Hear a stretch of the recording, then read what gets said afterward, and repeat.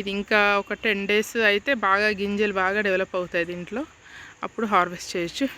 ఇది చూడండి, ఇది కూడా బాగా పెద్దగానే వచ్చింది చూడండి,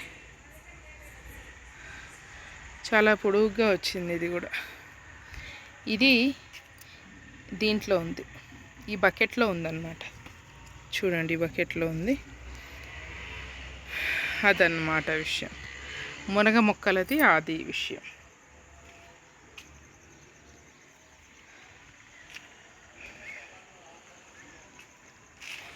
ఇక గోంగూర ఇంకోసారి హార్వెస్ట్కి వచ్చిందండి. గోంగూర చూడండి, ఆకులు చక్కగా